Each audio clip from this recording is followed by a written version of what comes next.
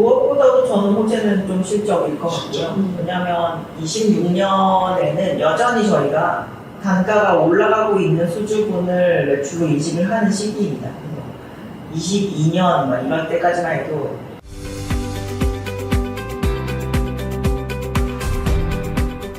네, 안녕하세요. 이번에는 저희 조선주 오랜만에 너무 다뤄보는데 제가 모시고 싶어서 초대했습니다. 반갑습니다. 예. 안녕하세요. 예, 유경의 부모입니다. 요새 조선주 근황 어떤가요? 요즘 근황은 연초에 다른 섹터들 대비해서 조금 조용하다가 어느 순간 그 10월 전후로 해서 어느 정도 좀 회복한 모습이 있고 그래도 주가만 보자면 뭐 워낙 지금 삼성전자, SK 하이닉스에서 가려져서 그렇지 크리스마스 이후 랠리라고 부를 만큼 좀 많이 올라왔잖아요. 그 오른 이유가 뭘까요? 연말에 집중된 상승세는 사실 미국에서 12월 19일과 29일에, 22일에 얘기가 되었던 뭐 미국의 골든플립 프로젝트라고 얘기된 그런 부분이 아무래도 좀 컸다라고 볼 수가 있을 것 같고요. 아직까지 뭐 구체화된 것은 아니지만 궁극적으로 좀 전함의 규모를 늘리겠다라고 얘기를 하기도 했고 실제로 이제 클래스를 밝힌 트럼프 클래스에 해당하는 뭐 디파이언트를 만들겠다는 구체적인 이제 발표 계획이 있었기 때문에 그 부분이 좀 영향을 준 것도 있는 것 같고요. 업황상으로 봤을 때는 2025년에 9월, 10월이 사실 조선업체들에게는 조금 빈집이었습니다. 전체적으로 수주의 강도를 월별로 저희가 측정해 봤을 때 3분기 말에서 4분기 초 정도가 조금 수주가 굉장히 약했거든요. 근데 11월, 12월이 되면서 재차 이제 전체적인 상선 발주량이 조금 늘기 시작했고 지정학적 리스크가 좀 부각이 되면서 탱커 운임이 좀 좋았던 것도 영향이 있었던 것 같은데 2025년 상반기에 전혀 수주 기여를 하지 않았던 탱커 발주가 좀 나오면서 25년 내내 빠졌던 가격 지표를 조금 들어 올리는 모양새가 나와서 만약에 이러한 추세가 2026년 상반기에 이어진다라고 한다면 가격 지표에 다시 변곡점을 좀 만들지 않을까라는 신조선가가 있고 중고조선가가 있잖아요. 지금도 계속 올라가는 추세인가요? 신조선 가격은 2024년 9월 말이 피크였었고요. 그 뒤로 저희가 25년에는 연중으로 계속 빠졌습니다. 지수 기준으로는 좀 빠진 상태이고 지금도 1월이 됐다고 해서 다시 완전히 반등세를 보이지는 않고 있는 상황이지만 우리나라 조선업체들 같은 경우는 원달러 기준으로 그 달러 기준으로 저희가 수주를 하기 때문에 사실 원화 기준 성과는 25년에도 지수가 내려왔음에도 불구하고 전혀 빠졌다라고 볼 이유가 없을 만한 상황이었었고요. 중고선 가격은 요즘에 가장 많은 변동성을 보이는 중고선 가격은 탱커입니다. 한 주 사이에 한 500만 불씩 오르기도 하고 이런 정도 수준이라 저희가 중고선 가격이 중고선과 신조선을 비교해 봤을 때 약간 호황으로 다시 진입하나라고 보일 수 있는 부분은 조금 오래된 것들이 어느 정도 보이는 것 같고 다른 선종들은 24년 여름에서 25년까지 가는 동안 조금 가격 지표가 전반적으로 조정되었던 거에서 크게 벗어나지는 않긴 했는데 저희가 과거의 금융위기 때처럼 폭락이라는 단어를 굳이 써야 되는 정도의 업황이 보이는 겁니다. 원래 예전에는 선박 가격이 올라가면서 조선주가 올랐는데 그러면 25년에는 그런 거 없이 조선주 가격이 어마어마하게 올랐잖아요. 근데 실제로 가격 지표는 굉장히 후행적인 지표에 해당이 됩니다. 저희가 과거에 저희가 좋았다라고 기억을 하고 있는 2007년 업황에도 수주량의 피크가 2007년 4분기 초반이었었거든요.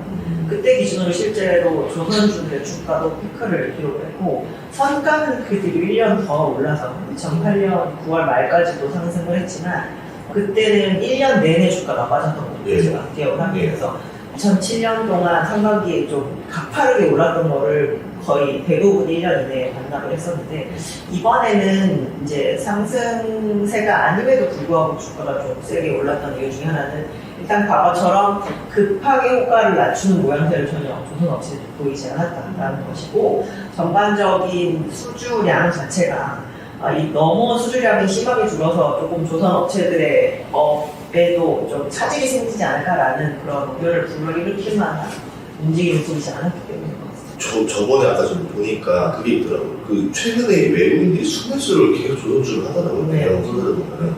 그러면은 지금 뭐 또 호재가 있어서 지금 사는 거예요? 아니면 아직 뭐 나온 것도 없는데 그냥 계속 사고 있는 거예요? 일단 실적이 갖춰줄 게 굉장히 확실한 아, 섹터라는 진짜? 부분은 저희가 부정은 할 수 없을 것 같고요. 예. 외국인들 입장에서는 이 계속적으로 외부 환경이 많이 변함으로 인해서 저희가 선박에 투자를 한다는 거에 대한 중요도가 올라간다는 거를 스스로 체감을 좀 하기가 쉬울 것 같아요. 왜냐하면 외국에는 실제로 선주가 많이 존재를 하고 있거든요. 그래서 우리나라에 발주를 하면서 삼선 선주들이 많이 있는 지역의 외국인들은 작년에 유입이 되기 시작을 한 게 이제 2023, 4년 뭐 이 정도 수준이었다고 한다면 지금 현재 상황에서도 우리가 원래 앞서 많이 좀 발주가 쏠림이 있고 나면 결국 이 배들이 쏟아져 나오면서 업황이 커지는 패턴을 지금까지 반복을 했었는데 지금은 단순히 잠깐 필요해서 발주하는 거를 쏟아내고 나서 업황이 꺼지는 그런 분위기는 아니고 오히려 뭐 안보나 뭐 이런 거로 인해서 더 필요도가 높아지는 상황이 되다 보니까 이 섹터에 대해서 조금 비중을 가져가야 되지 않을까라는 생각을 좀 하는 것 같고 외국인들이 사실 조선주를 먼저 관심을 갖기 굉장히 어렵습니다. 왜냐면 본인들 국가에 큰 조선주가 없기 때문에 이 피어 삼을 만한 리딩 컴퍼니가 없는 상태잖아요. 그래서 실제로 제가 작년에 미국에 있는 운용사에 찾아가서 거기는 본인들이 얘기하기에 굉장히 철저하게 우리는 바텀업으로 승부를 보는 하우스다라는 얘기를 해서 그러면 적어도 헤비 인더스트리의 대장격에 해당하는 한국의 조선은 하나라도 갖고 있을까라고 질문을 했습니다. 1도 안 갖고 있다고 그만큼 이제 안쪽에 넣은 거죠 어떻게 보면. 그렇죠.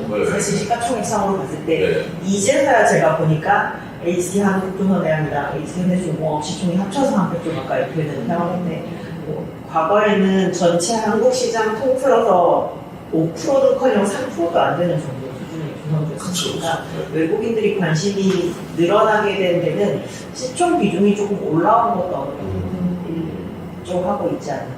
원래 그런 게 있어요. 좀 1월이 되고 나면은 이제 뭐 펀드나 이런 데서 투자 섹터를 바꿔야겠다라고 하면서 이제 좀 시장을 좀 교체하는 그런 게 있거든요. 리밸런싱을 할 텐데 1월보다는 이미 4분기 중반 정도에 진행을 했을 가능성이 좀 많지 않나요? 지금 그러면은 실적 발표가 언제쯤이죠?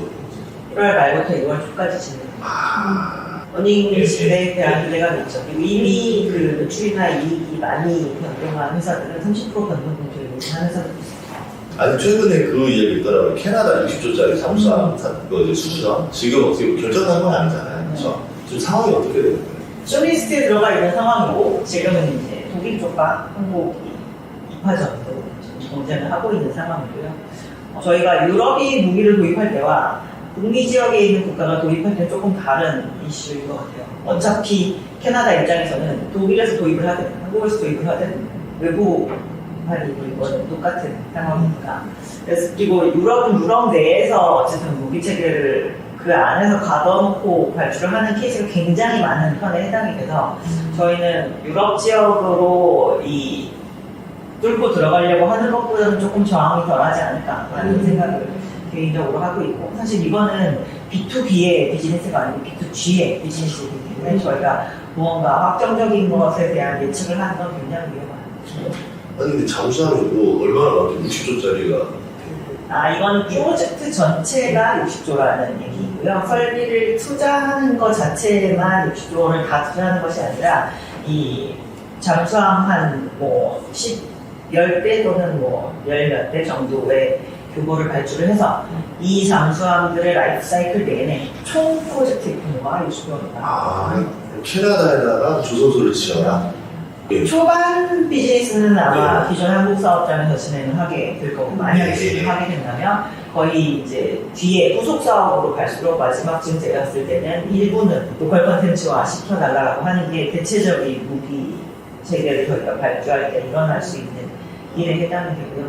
또 그런 식으로 수주를 하는 것이 국내에 있는 조선 업체들이 내가 직접 몸을 확 굴리지 않고 사업 사이즈를 조금 키우면서 진행을 할 수 있는 이점을 갖기도 합니다. 지금은 떨어지긴 했지만 과거에 호주의 호이암이 발주가 될 때 그것도 전방에서 진행되는 사업은 한국에 진행하지만 마지막 후속 사업쯤은 이제 호주로 좀 넘어가서 진행을 하게 되는 거라 오히려 그 부분에 대한 수주가 이루어지는 걸 조금 조선 업체들이 원했거든요. 왜냐면 내 몸집을 크게 돌리지 않고도 매출을 확대시킬 수 있는 그런 틀로 되어 있는 프로젝트다라고 그래서 그 부분은 당연히 생각해야 되고, 궁극적으로 모비체계가 저희가 나왔는데, 예. 매번 약한 수리를 할 때마다 한국에 와가지고 그 수리하고 더 할 수는 없기 때문에, 그렇죠. 뭐 그러한 부분에 대한 뭐 기술 입장이나 이런 또 요구사항이 들어있을 겁니다. 그러면 거기서는 원하는 거는 어쨌든 그렇기 때문에 캐나다 내에서 일자리를 또 많이 양성하게 되는 거잖아요. 아무래도 그렇죠. 이게 그것만 있는 게 아니라 자동차 공장까지 지어다가 네. 그런 얘기도 듣는 것 같은데 그러면 이게 단순히 그냥 이 싸움이 아니라 국가가 정부 차원에서도 사실 딜을 해야지만 나올 수 있는 거거든요. 지금 모든 전 세계 정부는 다 일자리 싸움 하는 거잖아요. 네. 뭐 피지컬 AI나 이런 것들이 들어오고 있는데 실제로 단순도 굉장히 줄어들고 요즘에 굉장히 많이 고용해서 네. 따라떨어지고 있는 사람들이 있는데 어떻게 고용을 계속 창출을 해서 이 생산성을 유지해 나갈 것인가가 좀 관건인지라 현대차 공장을 지어달라고 하는 요구가 저희가 있었던 것으로 알고 있고 만약에 많은 사람들이 들어가서 일을 하는 개념으로 봤을 때 요즘 같은 상황에서는 옛날처럼 독삼사의 자동차 브랜드가 굉장히 절대적이진 않기 때문에 현대차의 옵션 또한 우리나라에 조금 유리한 측면도 있지 않을까 생각합니다. 예전에 한 사람도 조선소 때 그런 얘기 들었었거든요. 어떻게 보냐면 절대 AI나 로봇이 들어올 수 없는 곳이다. 그 얘기 많이 들었을 것 같은데 최근 무슨 사진 하나 봤더니 용접하는 로봇이 막 이렇게 그 나오더라고요. 그러면 지금 그 조선소 내에서도 이제 로봇이나 이제 이런 게 AI가 일자리를 대체하는 거예요. 지금. 근데 제조업에서 완전 자동화가 될 수 있는 가장 쉬운 길은 똑같은 제품을 계속 만드는 때 가능하거든요. 저희가 반복 행동을 하면서 할 수가 있으니까. 근데 배는 매번 주문을 하는 사람이 매번 다른 걸 주문합니다. 그래서 기본적으로 양산 체제가 아닌 제조업이라 제조 현장에서 가장 마지막에 자동화가 될 거라는 얘기를 저희가 일반적으로 하고 있는 상황이고요. 요즘에 들어와 있는 그런 용접 로봇 같은 것도 대체적으로 이렇게 직선 형태의 용접을 할 때만 적용이 되는 케이스가 많아서 이걸 사람이 이렇게 경로를 지정해 준다거나 해서 일부 계속 옮겨가면서 이걸 사용을 하게 되거든요. 그래서 제조 현장에 계신 분들이 자동화의 그 역량을 최대치로 끌어올려도 현실적인 수준에서는 30%가 베스트가 아니겠냐고 얘기하시는 분도 많이 있어요. 그러면 이제 뭐 미국에다가 조선소를 진출한다던가 아니면 우리도 이제 도크를 늘린다던가 하면은 결국은 그 필요한 인력이 같이 늘어나줘야 되는데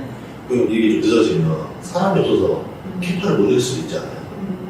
실제로 2022년에서 23년으로 넘어올 때 국내 조선소들은 조금 인력 보강을 많이 한 상황이고요. 실질적으로 지금 현재 기준으로도 조선업체들이 약간 캐파를 늘리는 거에 대한 얘기가 25년 하반기에 전부 다 나와 있는 상황입니다. 일단 현대는 합병을 함으로 인해서 그 부분이 조금 실현이 된 거라고 보시면 될 것 같고 삼성도 기존에 본인들이 놀리고 있는 도크를 다시 재가동한다거나 하나오션 같은 경우도 25년 상반기에 투자를 시작해서 27년 정도에 준공이 되는 신규 도크를 들여올 예정이기 때문에 말씀하신 것처럼 그 부분에 들어가는 인력이 추가로 필요한데요. 이미 선제적으로 조금 뽑아서 늘려놓은 부분도 있고 옛날만큼 저희가 이 정도의 캐파를 늘리면 1000명이 필요했었다고 하면 지금은 그 정도까지 많이 인력이 필요했기 때문에 오히려 채용 계획은 26년에는 꽤나 많이 죽어있는 것 같아요. 그래서 조금 부담이 덜한 인력이 늘어나야 되는데 어디서 뽑아야 될지 모르겠어요. 이런 고민의 영역에서는 조금 많이 벗어났어요. 그 미국의 필리조선소도 20척, 공시생산 20척을 준비한다 하잖아요. 그러면은 채용을 그만큼 해야 될 텐데 미국에서 조사할 수 있는 인력이 나올 건지 만약에 그렇게 비싼 인건비를 주고 채용했을 때 과연 이게 그 원가 부담이 과연 감당 가능한 건지 이것도 되게 궁금했었거든요. 원래 기존에 있는 도크 두 개를 4개 체제로 만들고 지금 현재 있는 인원이 1,700명인데 이거는 7,000명까지 늘리겠다고 얘기를 했고요. 근데 일단 아직까지 설비를 그렇게 늘릴 정도로 수주가 지금 굉장히 많은 상황은 아니고 필라델피아 지역은 우리나라는 조선업 인력을 막 이렇게 육성시켜 놓으면 여기서 뺏어가고 이러거든요. 그래서 서로 엄청나게 경쟁해야 되는데 일단 그런 지역은 아닙니다. 그리고 조금 많이 모여서 살고 있는 인구 밀집 도시가 한 3개 정도 인접이 되어 있어서 인력의 풀은 모자란 지역은 아니다 라고 얘기를 하고 있는 상황이지만 기본적으로 그 정도를 뽑아서 올리려면 저희가 생산량이 지금 인원으로 조금씩 느는 모습이 조금 보여야 되는 부분이 있어서 계획을 했던 사안이 저희가 타임라인을 지금 정해놓은 상황도 아니기 때문에 과연 언제까지 달성할 수 있을 것이라는 저도 좀 궁금한 상황. 그런데 수주 받고 이제 인력 뽑고 교육하고 생산 조금씩 늘려나가면서 이제 그렇게 맞춰 나가야 된다. 그러면 우리가 알고 있는 그 군함 수요 때문에 주가가 많이 올랐잖아요. 그럼 이게 매출과 이익으로 잡히려면 좀 텀이 좀 걸리겠네요. 근데 이걸 우리나라 조선 업체가 갑자기 신조로 다이렉트 딱 받아서 건조하려면 실제로 진짜 2030년이나 돼야 될까 싶은 상황인데 요즘에 이제 일부 업체들 같은 경우는 지금 현재 미국에서 군함을 만들고 있는 대형 조선 업체와 협력 관계를 가져가면서 이들의 생산 속도를 빠르게 하는 거에 기여하는 방식으로 미국 군함 사업에 좀 진출을 하겠다는 방향이잖아요. 근데 그런 프로젝트면 오히려 좀 빠를 수 있어요. 예를 들어서 이번에 저희가 그 트럼프레스 말고 원래 이탈리아 회사가 진행을 하고 있던 미국의 약간 중소형 전투함 프로젝트가 있었는데 이 프로젝트가 너무 딜레이가 되니까 25년 11월자 기준으로 중단했거든요. 사업 축소. 원래 한 10개 만들려고 했는데 10개 만들지 말고 지금 만들던 것만 만들고 클로징하고 원래 가지고 있던 모델을 약간 체인지해서 미국에 있는 어떤 회사가 만들어라 라고 이제 지정이 되어 있는데 그 회사는 그래서 첫 토선을 거의 28년 정도에 인도를 하게 될 예정입니다. 그러면 그 회사가 아무리 건조기간이 상상보다 좀 적게 걸린다라고는 하지만 그래도 27년에는 매출로 잡히고 있어야지 그게 28년에 인도가 되게 될 텐데요. 원래도 못했었는데 갑자기 각성해가지고 빨리 만들 수는 없을 거잖아요. 그래서 그 업체들의 그 작업 속도를 빠르게 하기 위한 거에 일조를 만약에 한국 업체들이 한다라고 한다면 그게 제조가 되는 과정에서 저희도 매출 인식을 하게 돼요. 그럼 굉장히 빠르게 미국에서 숫자가 나오기 시작하네라는 걸 확인할 수 있는 이벤트가 생길 수 있어요. 요즘 조선업의 키워드가 LNG선이라고 하는데 그 LNG가 주목받게 된 배경이 어떻게 될까요? LNG는 쉽게 말해서 객단가가 제일 높은 제품입니다. 조선업 입장에서 봤을 때 상선으로 봤을 때는요. 그리고 원래 우리나라 조선업체가 거의 전담해서 만들다시피 했던 배이기도 합니다. 그리고 시장이 원래 조그매서 1년에 과거에는 한 30척 정도만 발주가 나와도 굉장히 대단한 해라고 저희가 얘기를 했을 정도. 고부가 같이 그렇게까지 다수의 선박이 나오기에는 시장 사이즈가 원래 되게 조그맣거든요. 저희 한 20년 전까지만 해도 전 세계에 LNG 기계 200개가 떴었습니다. 지금 늘어서 800척. 엄청 늘었네요. 근데 그거를 1년에 우리나라 조선 업체들이 많이 만들어야 40척을 만들 수 있는 정도의 이 생산 능력을 가지고 있었는데 그게 매년 40척을 생산할 만큼 나온 적이 없어요. 발주. 시장이 들쭉날쭉하는 거죠. LNG라고 하는 게 되게 용처가 제한적이고 사용하는 사람이 엄청나게 적어요. 불과 한 15년 전까지만 하더라도 LNG 수입국이 20개국밖에 안 되는데 지금은 이제 50개국가 정도 늘었거든요. 그리고 LNG 어디서 쓰는 것 같으세요? 일상생활에서 느끼시지? 나가? 도시가스. 네. 난방과 파워플랜트 이 두 개밖에 용수가 없어서 저희가 난방 수요에 되게 많이 집중이 되어 있으면 그 수요가 엄청나게 계절성을 가져요. 그러니까 한마디로 얘기해서 LNG 수입처는 여름 동안 수입해서 막 쌓아놓을 때 겨울에 탁 쓰고 또 1년 또 겨울을 위해서 준비하고 탁 쓰고 하니까 LNG 운반선의 운임이 실제로 1년 중에 3개월만 좋았습니다. 겨울에 딱 좋고 여름에 무조건 저 배는 뜨자마자 적자다 싶을 정도로 운임이 빠지고 굉장히 이게 시장성을 갖기에는 좀 어려워. 커머더티지만 커머더티처럼 움직이지 않는 그런 시장이거든요. 그리고 그 도시가스가 우리나라도 잘 깔려있지만 모든 나라들이 그렇게 잘 깔려있지 않기 때문에 이 시장에 진입하기도 애매하고 과거에 오일처럼 이렇게 범용화되지 않아서 가스를 접근을 한다는 것 자체는 어떻게 보면 개발조선부 입장에서 좀 어려운 측면이 있었거든요. 그 부분이 정말 많이 늘고 저희가 친환경적으로 좀 써야 되는 것으로서의 천연가스의 그 위상이 옛날보다 많이 올라가다 보니 접근성도 좋아지고 이걸 필요로 하는 데들도 많아지고 그리고 이제 또 다른 용처가 생기기 시작을 했죠. 저희가 LNG를 연료 삼아서 뭐 배를 움직이거나 이러니까 연료 사무면 사실 배는 계절을 상관없이 그냥 1년 내내 돌아다니잖아요. 그러면 그 에너지의 소비의 계절성이 굉장히 낮아지게 되면 오히려 1년 내내 쓰게 되니까 시장 파이가 되게 커지는 거예요.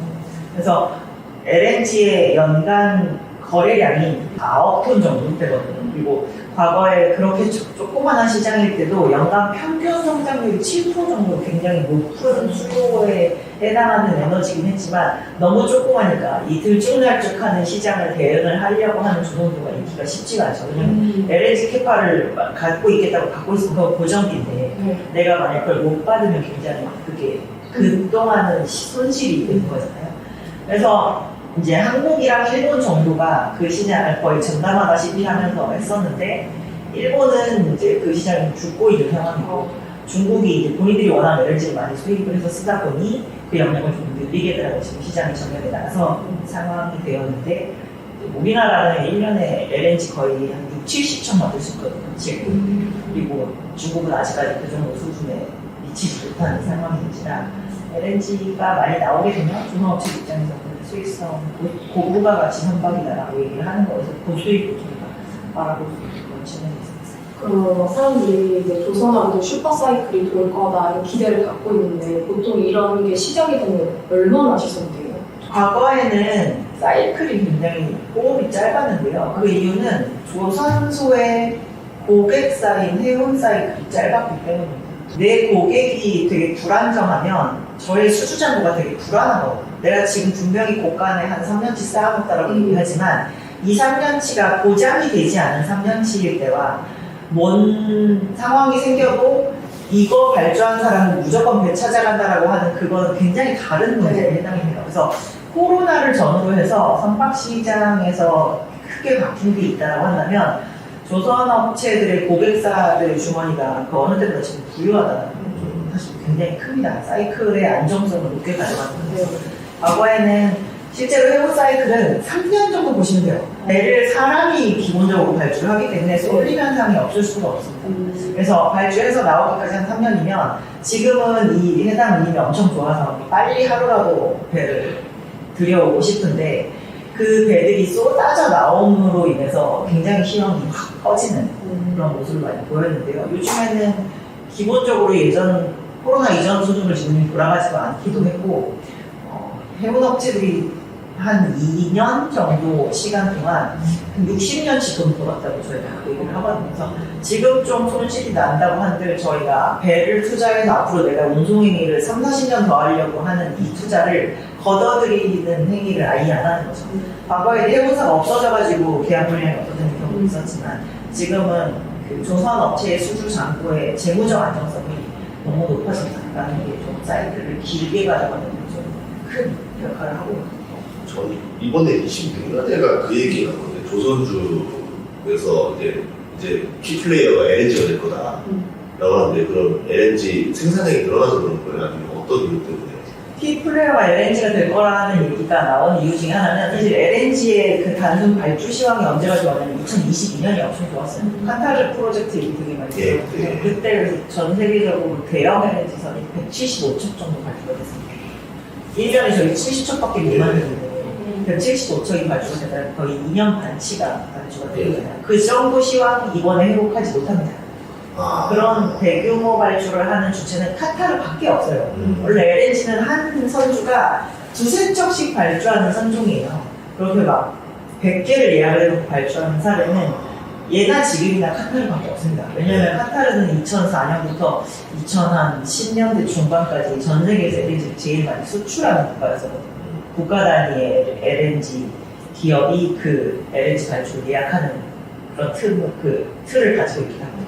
그런 형태로 LNG를 수출하는 국가는 없습니다. 미국 같은 경우도 개별 에너지 기업이 LNG 수출 승인을 받아서 그 업체가 필요로 하는 LNG 캐리어에 대한 입찰을 결국 수입처가 이제 해운사를 선정을 해서 발표를 하게 되는 경우가 있기 때문에 아무리 지금 미국에서 뭐 이번에 LNG 수출 투자 관련해서 최종 투자 결정이 몇 건이 나왔대. 그럼 거기서 배 100척이 필요하니까 그럼 그 100척을 하나의 주체가 발주하는 게 아니거든요. 다 개별적으로 하게 됐었는데 2025년에 시장에서 왜 그랬는지 모르겠는데 LNG 좀 많이 기다렸어요. 어쨌든 저희는 코프가 같이 선박에 해당이 되니까 LNG 좀 나와주면 괜찮지 않을까라고 사실 그 발주 시황만으로 봤을 때 되게 실패한 해에 해당이 됩니다. 30몇 척 정도 저희가 남았거든요.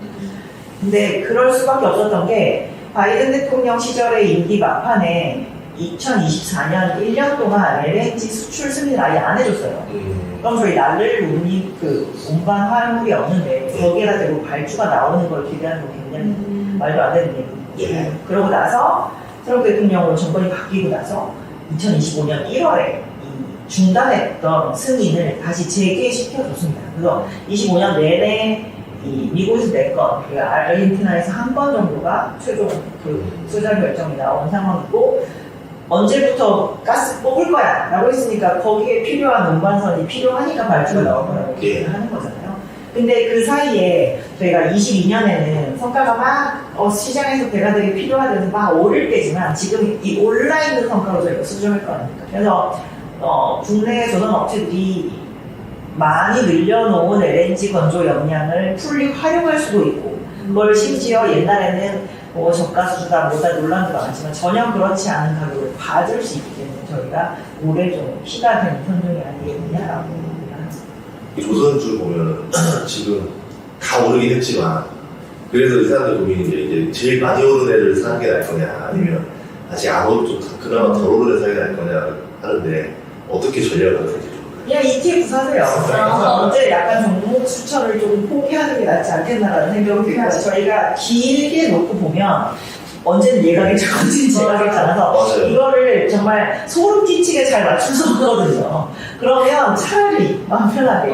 예전에 저희 2007년에는 조선 전문 ETF 없었습니다. 그때는 중공업 ETF 안에 부산 중공업 부족이고 이런 것들이 저희가 중공업 ETF 있었지만 실제로 조선 ETF 없었거든요. 근데 지금은 조선자가 들어간 ETF가 차라리 있으니까 그들이 얼마나 큰 머리를 짜내면서 고민을 하겠어요. ETF 사세요. 그럼 요새 조선 쪽 하면 어쨌든 3사도 있지만 또 우리가 모를 만한 관련 기업들도 있을까요? 지금 요새 너무 대형 본사 말고 좀 나는 다른 거 없나? 부품사들 당연히 있고요. 저희가 배는 혼자 만드는 산물이 아니기 때문에 기본적으로 밸류체인이 다 잘 돌아가야 제 시간에 인도가 되는 측면이 있습니다.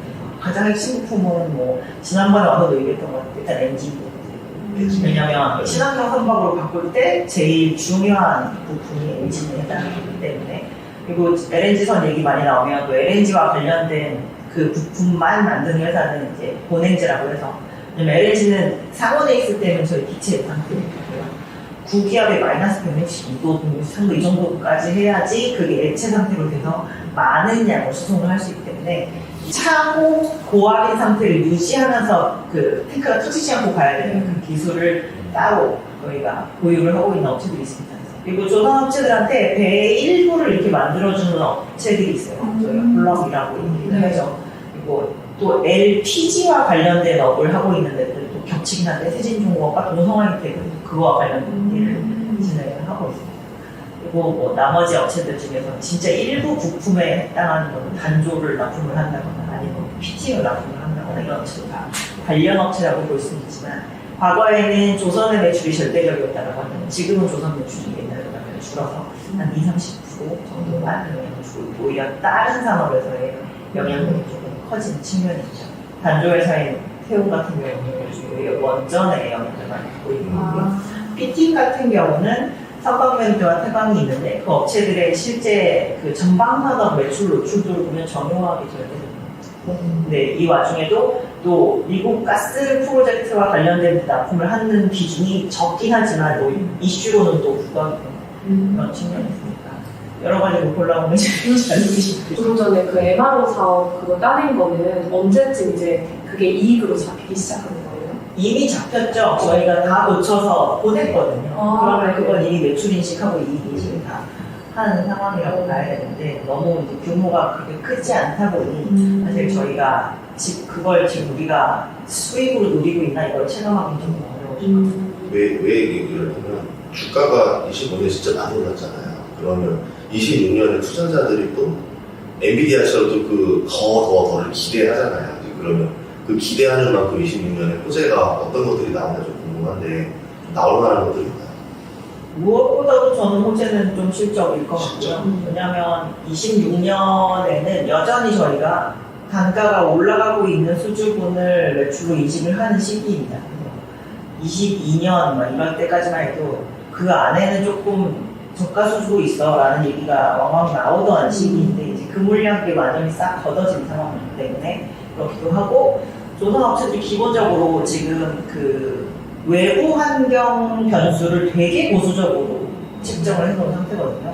지금 조선업체들 사업계획 환율이 거의 다 1,300원대 중반 정도밖에 되지 않는 상황인데 달러로 수주를 해서 지금 1,400원대에서 저희가 매출 이식을 할 예정이기 때문에 그 부분에 대한 것도 의외성이죠. 어떻게 보면 저희 예상한 걸 벗어나는 정도 수준의 수익이 예상이 되니까 그리고 재료 가격도 어쨌든 상승하는 걸로 대체적으로 아마 좀 가정을 해놨을 텐데 조선업체에서 많이 쓰는 변동성 재료는 일단 철 제품입니다. 근데 철을 가장 많이 쓰는 전방산업은 조선이랑 자동차가 아니고 건설이거든요.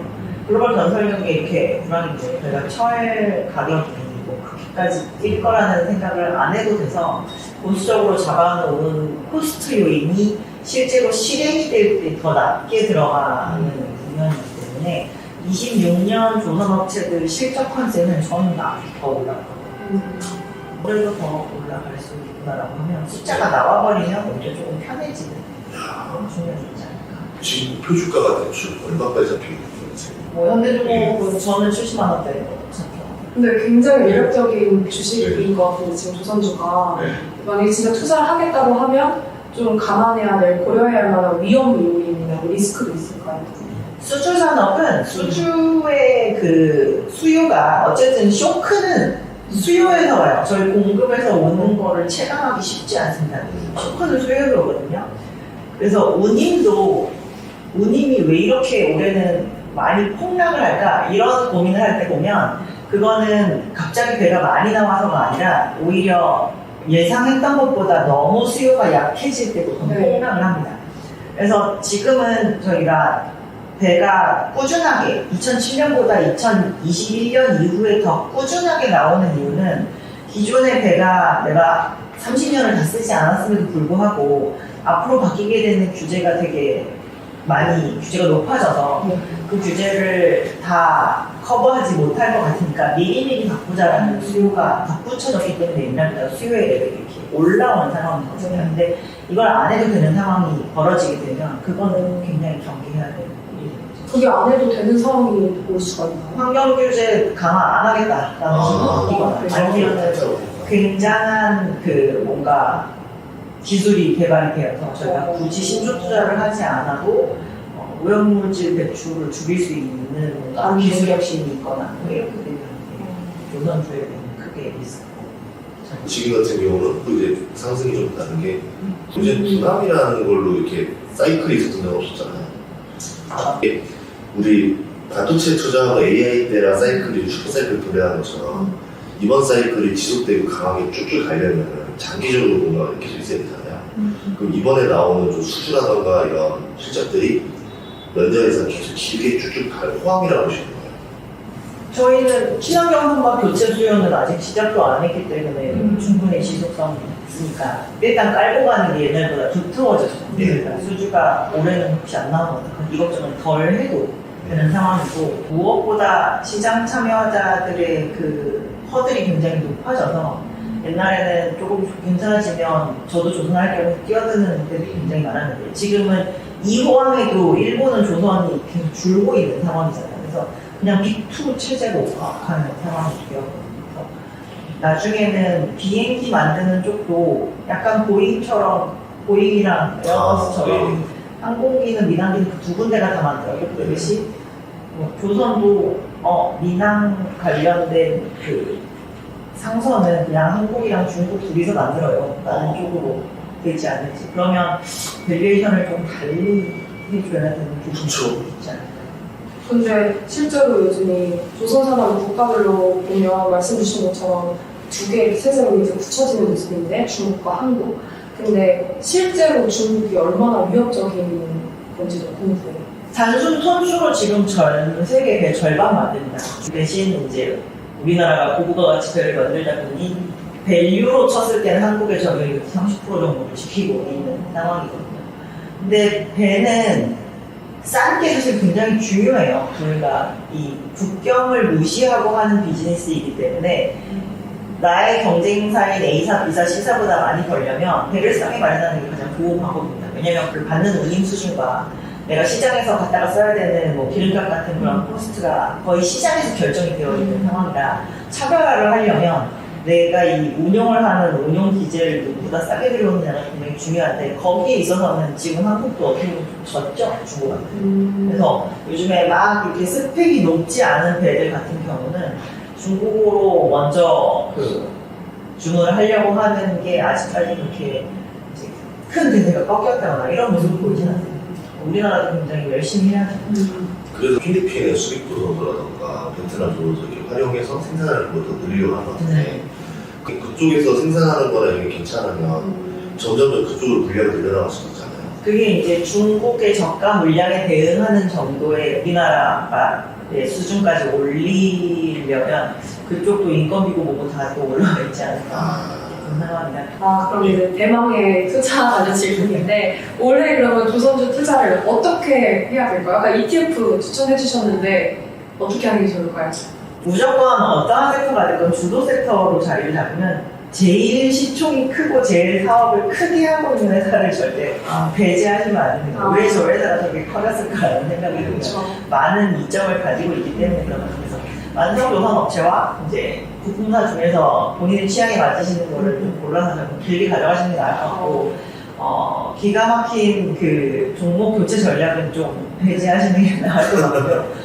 아직 국내 조선 업체들이 2026년 이후로 저희가 바라보고 있는 신규 수지 영역이라거나 옛날에는 안 가봤던 그런 쪽으로 가려고 하는 움직임을 보이고 있으니까 그거를 조금 확인하시는 단계까지 조바심을 굳이 갖지 않으셔도 되지 않을까. 네, 그렇게 해서 조선주도 많이 올랐는데 여러분 2026년에도 많이 사랑해 주시면 좋을 것 같고요. 저희가 또 궁금한 거 많이 여쭤봤는데 친절하게 다 대답해 주셔서 너무 감사합니다. 네, 오늘 고맙습니다. 감사합니다.